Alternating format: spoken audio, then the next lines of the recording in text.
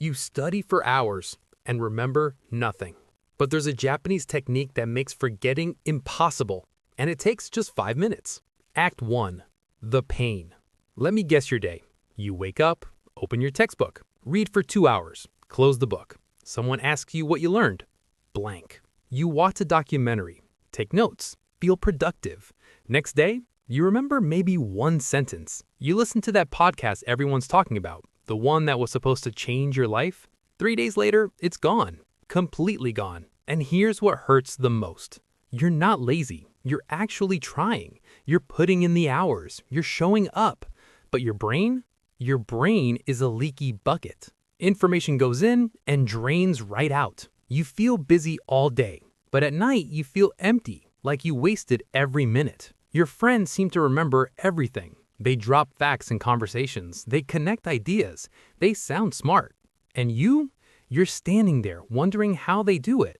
The truth? It's not your fault. Nobody taught you how memory actually works. They just told you to study harder, to focus more, to read again. But that's like telling someone to run faster without teaching them how to use their legs. Today, that changes. Act 2. The truth about your brain. Here's what's really happening inside your head. Your brain isn't a computer. It doesn't store everything you feed it. Your brain is a survival machine. For millions of years, your ancestors had one job: stay alive. Remember the dangerous animal? Survive. Remember the poisonous plant? Survive. Remember where the water is? Survive. Everything else? Delete it. It's wasting energy. And your brain still works exactly the same way today. When you read something, your brain asks one question. Does this keep me alive? Chemistry formulas? No. Historical dates? No. That YouTube video about productivity? Definitely no. So your brain deletes it, not because you're dumb, because it's doing its job. But here's the secret Japanese students discovered decades ago. You can trick your brain. You can make it think that information matters. And when your brain thinks it matters, it locks it in permanently. The Japanese call this technique seppun gakushu. It means contact learning, but I call it the memory lock system. And it's built on one simple truth. Your brain remembers what it touches, not what it sees. Think about riding a bike. You learned it once, years ago, but you still remember, right? Why? Because you didn't just read about riding bikes. You did it. You fell. You got up. You felt it. Your brain touched the experience, so it stayed. Now, imagine if you could do that with everything you learn. History, science, languages, skills, ideas. What if your brain touched all of it? That's what we're about to do. Act 3. The memory lock system. This system has 3 parts. Each takes less than 2 minutes. Total time? 5 minutes after every learning session. Do this and you'll remember 10 times more than everyone around you. Part 1. The emotional anchor. Right after you learn something, stop. Don't move to the next topic, don't scroll, don't do anything. Ask yourself one question. Why does this matter to my life? Not to the world, not to your teacher, to you. If you just learned about World War II, don't think it's important history. Think, this is why my generation lives in peace. This is why I can sit here safely and learn. Feel it. Let it hit you. If you learned about compound interest, don't think, good to know. Think, this is why my parents struggled. This is why I need to start saving now. Make it personal. Make it hurt. Make it real. Here's why this works. Your brain stores memories based on emotion. Joy? Stored. Fear? Stored. Anger? Stored. Boredom? Deleted immediately. When you connect new information to your life, you attach emotion to it. And emotion is the key that locks the memory in place. Japanese students are taught this from childhood. They don't just memorize, they personalize. Every fact becomes a piece of their story. And their brains never let it go. You have 90 seconds. Make it matter to you. Part 2. The active reconstruction. Now, close everything. Book, video, notes, everything. And explain what you just learned. Out loud. To yourself. To the wall. To an imaginary friend. Doesn't matter. But say it out loud. In your own words. Don't try to remember it perfectly. Don't recite it word for word. Explain it like you're teaching a 10-year-old. Messy is good. Mistakes are good. Struggling is perfect. Because here's the secret. When you try to explain something, your brain has to rebuild it from scratch. It has to grab the pieces, sort them, organize them, connect them.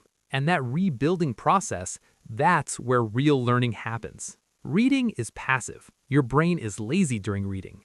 But explaining, your brain wakes up. It works. It sweats. And what your brain works for, it keeps. This is called active recall in neuroscience, but Japanese teachers have used it for generations without knowing the science.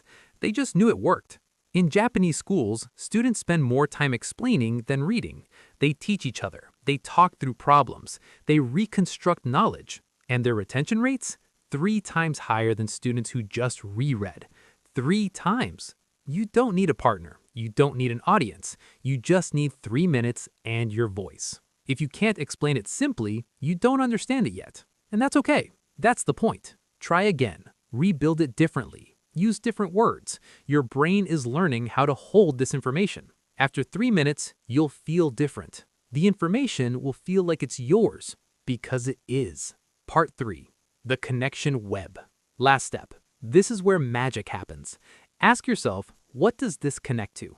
Find 3 things you already know that relate to what you just learned. Anything, even if the connection feels weird. Learning about photosynthesis? Connect it to your morning coffee giving you energy, your phone battery charging overnight, feeling better after eating breakfast. Learning about persuasion techniques? Connect it to how your friend convinced you to watch that movie, how ads make you want things you don't need, how your parents used to get you to do homework. The connections don't have to be perfect. They just have to exist. Here's why this is powerful. Your brain is not a filing cabinet with separate drawers. Your brain is a web, a massive, interconnected web. Every memory you have is connected to other memories. When you learn something new and don't connect it, it floats alone in space. Easy to lose, easy to forget. But when you connect it to 3 things you already know, now it has anchors, roots, roads leading to it. And the more connections, the easier it is to find. Japanese students are trained to think in connections, not in isolation. They learn history by connecting it to geography, geography by connecting it to culture, culture by connecting it to language. Everything links to everything. So when they need to remember something, they have 10 different paths to reach it. You just need 3. 3 connections, 90 seconds, and that piece of information is locked in your brain forever. Act 4. What happens next? Let me tell you what happens when you do this every day for 30 days. Week 1. It feels awkward. Talking to yourself feels weird. The connections feel forced. Normal. You're building a new skill. Keep going. Week 2. You notice something strange. You remember yesterday's learning and the day before. Concepts start appearing in your mind naturally. Week 3. You feel smarter. Not because you're consuming more, because you're actually keeping what you learn.